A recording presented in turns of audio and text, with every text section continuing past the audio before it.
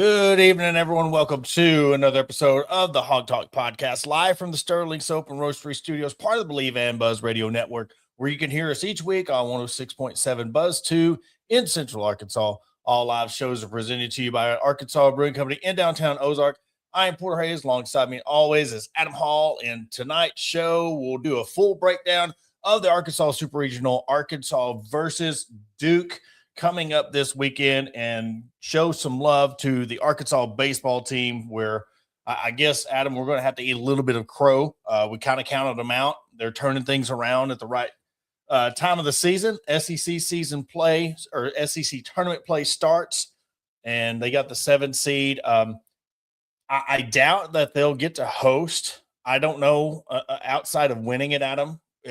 Every projection we're seeing, they're being a 2 seed somewhere else. Mm-hmm. But they could sneak around and win the whole tournament and host a regional. But I think that's what it's going to take. I still don't think that they're going to host the regional without, I guess, winning the SEC championship. Yeah. I know that there were some that thought after winning the Kentucky series that, oh, hey, we're likely to win it now. Everything else that I'm seeing, we're not going to host a regional outside of, running through the SEC tournament. So I think one that I saw today was in, had us paired in the number 2 spot in Lincoln, in the Nebraska regional. So regardless, I will say the couple of different regionals that I've seen Arkansas projected to, Oregon was one, which we kind of touched on last week. And then now this Nebraska one, they're winnable regionals for Arkansas. The pairings are good. So, we did, kind of count Arkansas out for a lot of this season. They have switched things in gear.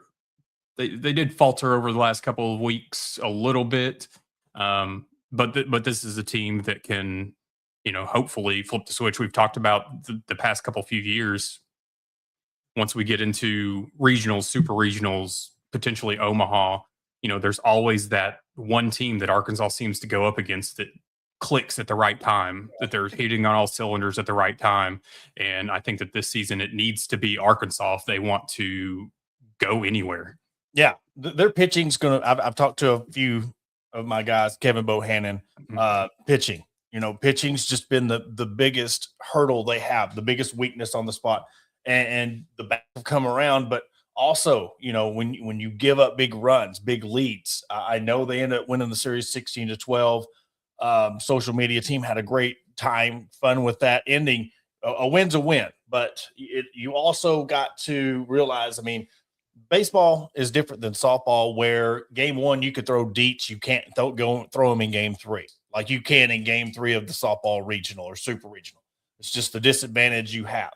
And I know there was some people putting out there, what's the hardest championship to win? And we talked about that. It's baseball, because you can't always have your ace out there every game that you just truly need. And you talk about regionals and super regionals. Well, that's your best 2 out of 3. You have an advantage to where you can kind of game plan.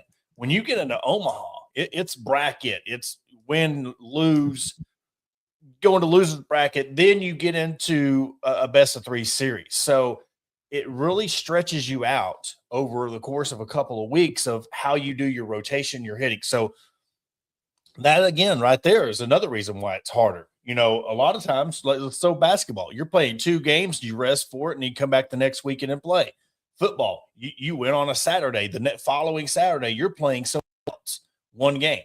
I know it's more physical and grueling in football, but resetting your team and having everybody ready, it's a 1-game scenario opposed to a 3-game series, and then you get into Omaha. Kentucky, you lose game 1. Then a lot of people are like, all right, here we go. You needed to sweep this series, but they bounced back 5-4 and then win 16-12 on Saturday. Now, they do play Wednesday. They'll play the winner of Tennessee, South Carolina. I really think with Vitello not being in, the Tennessee program anymore, I think it doesn't matter which one of these teams you play. I think you have a very good shot at this team. And, there was some speculation. We touched on this last night on Hog HQ Live. There's been some speculation on when and if Carson Wiggins would come back. There was talk of it being May, And from the sounds of it, and for those who don't remember, had Tommy John surgery. He's been out. Apparently, it sounds like because of his representation, i.e., his agent, we're likely not to see him because he's looking at a first or second round projection in the MLB draft, which is kind of like going back to Peyton Pallett back in our 22. We didn't see him, projected second round pick, ended up going to the draft, got drafted, but we never saw him again. So it's kind of the same scenario with Carson Wiggins, that they're just going to play it safe for the MLB draft. And I get it, Adam. We discussed this as well. You know, the risk over the reward is not worth it. You're not talking about if you get injured, you're injured for the rest of the season, and you're guaranteed millions of dollars for a 4-year contract in the NFL or NBA.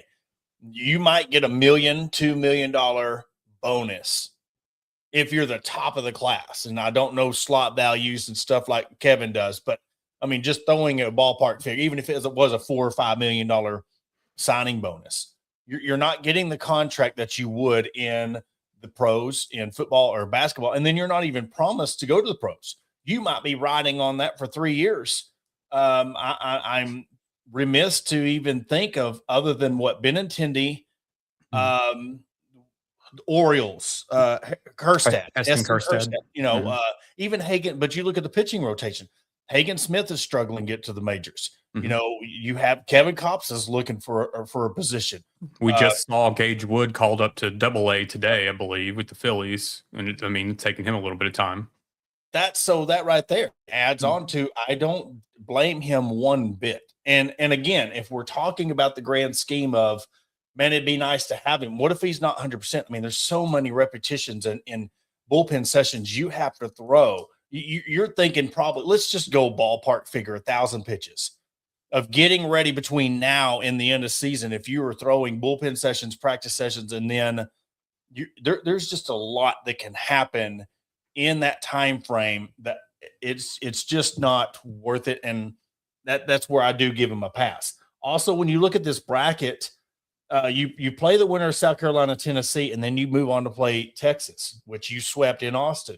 There's a legitimate case to move on. And then you play the winner. You go down to the bottom. You're looking at either LSU, Oklahoma, Auburn, or Texas A&M. I mean, there is a path to the finals here, but how far do you want to, this is, I guess, what we'll ask as we wrap up the baseball. Do you want to rest knowing that you would be guaranteed a 2 seed? Is it worth the gamble of trying to win this whole thing if you were guaranteed a host?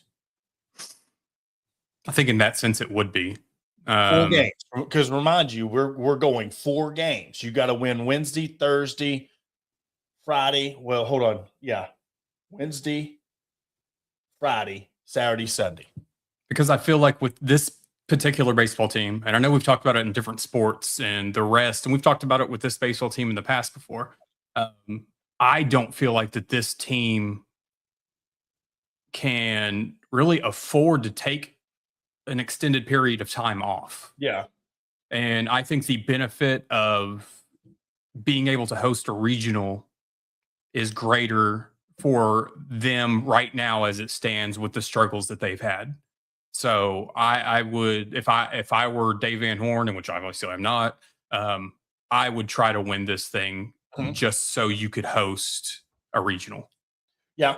And I get that because you're getting 2 to 3 at home. And again, that depends on, and also though, you get to host, but you know, you're on the bubble of hosting, super regionals not in the cards. And you're looking at the possibility. I mean, we're seeing what there was a Nebraska, some were Hattiesburg, Mississippi. So you're thinking about the spots of these 2 seeds where you could be the strongest team in it as a 2 seed, opposed to this gamble of hosting. And no matter, you might get that hot 2 seed.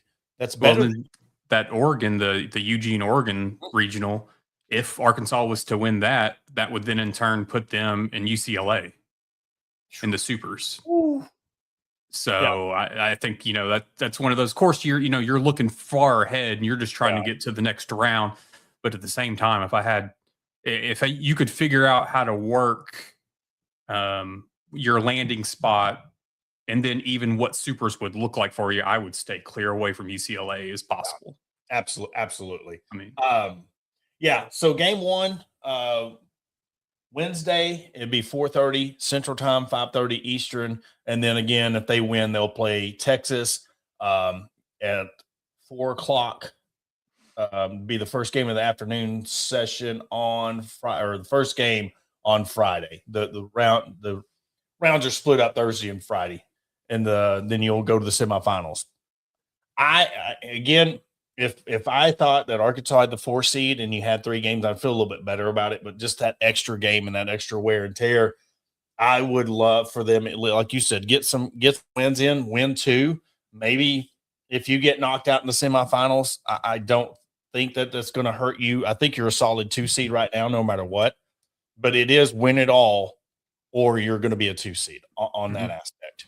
There's a lot of, for Dave Van Horn to decide on the route that they want to take with all this. Yep. And then on Thursday, guys, if Arkansas gets past Tennessee or South Carolina, Thursday's show will have more of a breakdown of this and where we are looking more so postseason. And then we'll have, again, we'll touch on, we'll go more in depth of the softball series that's coming up as well against Duke. We'll move on to that. Duke, I like the matchup. I really like the draw. I don't even know. I sent you a picture of the draw. That if Arkansas gets to the World Series in Oklahoma, they have UCLA to worry about, and pretty much you're not looking at the stacked gauntlet that's in the top half of that bracket. I mean, it is insane. Let me pull that picture up that I sent you for reference. But when I'm looking at the bottom half of the bracket, yeah, you'll be pitted up against Nebraska, which Jordy Ball is good, but I just think that's flamed out a little bit. But you'll have Tennessee, Georgia, Texas, Arizona State. Yeah, you'll have the winner of those. So, I mean, it looks good, because the top of the bracket, you got either Alabama, LSU, goodness gracious, who else? Texas Tech. There's just so much up top that's loaded in that Women's College World Series bracket. But you got to get through Duke first. When I first started digging into this, and again, like I said, we'll go more in depth of player breakdown and where I see this. I really like the draw, but this is going to come down to pitching. Because when you look at Arkansas's rotation and Duke's rotation, Arkansas has the edge. When you look at the batting, you have in Duke, their 1 through 7's hitting all over 380, 400. They're 1 through 7. Well, yeah, 467, 450, 448, 393, 368. So their first 1, 2, 3, 4, 5, 6 is hitting 360 and above.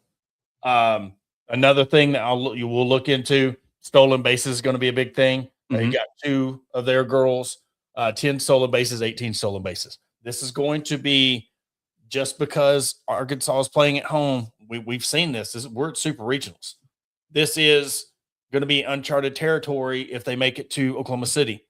This is a familiar feeling when you get to the super regionals and you feel like Arkansas has the upper hand. But I feel with the pitching staff and having Burnham, Timmerman, Robin, I really, really like where Arkansas is in this super regional heading into this. And listening to Coach Deifel in the post game after winning the regional, I mean, you could kind of hear the tone in her voice. And I mean, obviously thankful for the fans, thankful for getting to go to the super regional still in Fayetteville. But she almost had this tone in her voice, like time is of the essence. I'm not saying it's now, it's definitely not now or never for her. She has a long coaching career ahead of her. But just from the frustration of years past, and we've touched on this before, of putting those things together in the off season of what cost you the season that just ended, or however you want to word it. I feel like she has a bit of a sense of urgency. there's still the calmness about it, but there's still the sense that like the time is now. Oh, And you just get that feeling and that vibe whenever you listen to her speak about the the regional and then the upcoming supers. Well, you look at Tiana Bell, senior, Dakota Kennedy, senior, Reagan Johnson, senior, Italia Rio, senior. Now your pitching staff is good. I mean, you'll lose Robin Heron, senior. You have a lot coming back, but when you come into the depth this team has on the pitching rotation, along with what they have batting and how dialed in this team is, this is the best chance she's ever had. Not saying this is the most talented team. I'm saying this is the best chance she's had because you have 3 healthy pitchers going into this super regional. You have Peyton Burnham, 1.86 ERA, 13-3. Robin Heron, 1.97 ERA, 16-6, and then Sailor Timmerman, 2.82, 10-2 record. This is your best chance she's ever had because of that aspect alone. You've always had firepower with your batting lineup. This is where the game changer is going to be, and I think it bodes Arkansas well when your opponent's pitching, you're looking at their ERA. You could tell, again, this is a heavy-hitting squad. Their lowest ERA on their team is 4.02 ERA. They're top 3, 4.02 ERA, 4.41 ERA, 4.59 ERA. I mean, that's their – I mean, if you want to go to their 4th one, because Wheeler's 10-5, 4.6 ERA. So the ones with the most wins, I take that back. Bradshaw has 6-1, but you have Kurt has 17-3, 10-5, and 8-5. And they all have over a 4. That's going to be the biggest team right there because I think they can get them. I think that's where Arkansas can get them because guess what? That doesn't put the pressure on your pitching staff. Now the hitters are great, yeah, but our pitching's better. So when you get onto that aspect of can Arkansas get to the Women's College World Series? Absolutely. But Adam, as we all know, this is that sport that we're at there. This is Final Four national championship territory. This is winning in Omaha territory with that monkey on your shoulder. Mm-hmm. And if they do, and I love the approach Deifel is coming into this because I'm telling you, yes, I know she has many more years at Arkansas, but this right here is time of the essence of, you have the team to do it. You have the good draw. I'm sorry, no disrespect to Duke, but when you're looking at other teams, this is one of the few teams that I feel comfortable with Arkansas going up against in the Super Regional. Well, and we've talked about it too in other sports, baseball and softball too. And it's take whatever luck you can get, whether it's the draw or whether it's other teams stumbling before you play them or whatever the case may be. I mean, take that and run with it. So yeah, this is a good draw. And at the same time too, like you were talking about with the pitching staff, we're not reliant on one pitcher. Yep. Like we've seen in softball and in baseball or whatever, or we're not reliant on 2 pitchers and then one of them goes down, knock on wood. So we're looking at a very healthy field right now, not just in Arkansas and other teams too. But when you're looking at who is potentially standing in Arkansas's way, you have to feel good about it. Yeah. And another thing before we wrap up, I know Mondays are going to be kind of shorter for a little bit, just for personal circumstances going on. And we're going to shift more of an hour long, maybe hour and a half long show, not hour and a half. Sorry. I mean, I don't want to throw you into the hunger mode, but we'll go a little bit longer than the hour show on Thursday. Have the things coming up on Mondays for a little bit for next couple of weeks, but the 11 o'clock start, there's a lot of uproar about it, Adam. I'm okay with it. I mean, I know a lot of this is TV and look, Arkansas has some of the best fans in the country. This 11 o'clock start is not going to be, it's a big deal for people to complain about on TV or on social media. Arkansas this season is 6-0. And I threw in one game because it was 11:30 a.m. start. They're 6-0 in 11:30 and sooner starts, outscoring their opponents 59-10. Like that, they're used to this noon, 11:30, noon if you're out on the East Coast, noon on the East Coast on a Sunday game or a Monday game because of drop times. This isn't nothing new to Arkansas. You're not putting Arkansas at that big of an advantage. You're not putting it at, if anything, you're putting Duke in a disadvantage because of the time change, Central Standard Time. But I don't see, I guess in a sense I do kind of, but to me, it's like, you don't gripe. I mean, you're here in the super regionals and you're acting like the real ones are going to be there. The real ones are going to be in the berm. The real ones are going to be there lined up, ready to go. And I've just seen some people, and I'm not really like ragging on them. I'm just saying it's not as big as a deal as a lot of people are making it out to be, because I've seen this team at 11 o'clock play. I've seen a 10:30 a.m. start, so they've done this before. So, and they're ready to thrive. And guess what? Both of them have to play at this time, and you're playing at home. You get to sleep in your own bed and wake up earlier, opposed to a team coming from North Carolina, getting into a hotel and then trying to get up and do a morning routine and then get ready to go at 11. It definitely benefits Arkansas in that aspect of it. And some of the complaints, and I heard some, this morning on one of the radio shows, and I get some of the complaint of it, because it's like you're in the supers and you're playing this game at 11 a.m. and then you look at what ESPN's channel lineups are for, that afternoon, that evening, and you're just kind of like, this game would be better suited to be on TV than Sports Center for 2 hours at 5 o'clock. I get it. And I think even one of them, they brought up, the I Hate Christian late 30 for 30 is going to be on. And, and it's like, I get it. But at the same time, I look at it like you just brought up with the travel, Duke coming into Fayetteville, like it benefits Arkansas to play this game early. Yeah, and I'm looking right now. I just want to go to ESPN and look at.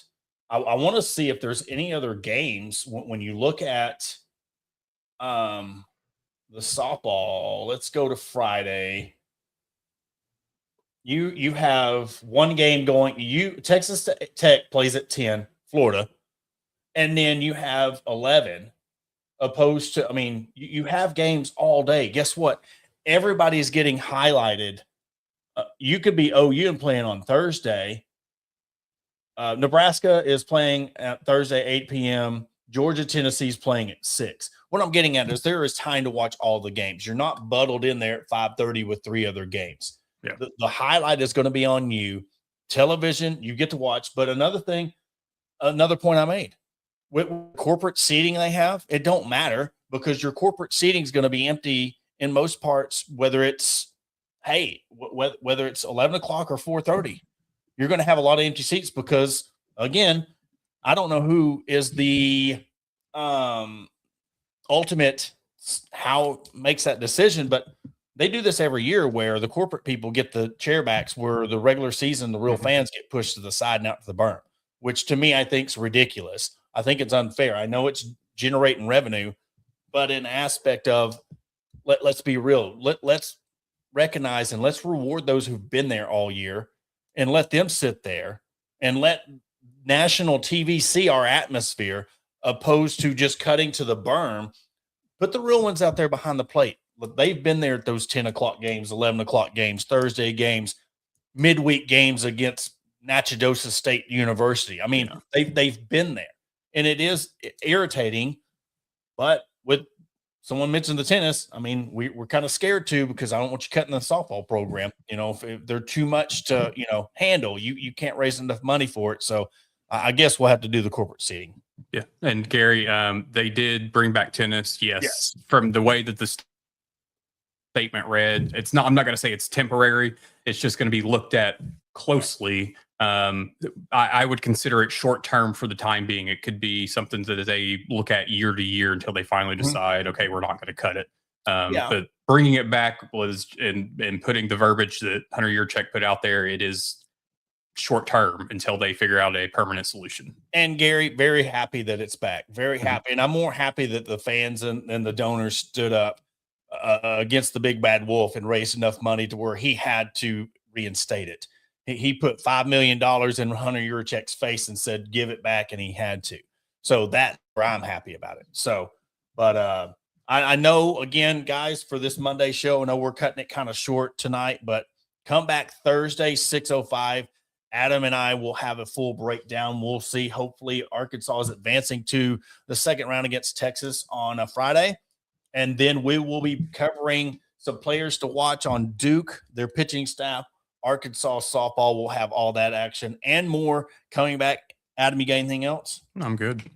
All right. For Adam Hall, I'm Porter Hayes. Thank you, everybody, for tuning in to this Monday edition of the Hog Talk podcast. And we will catch you on Thursday.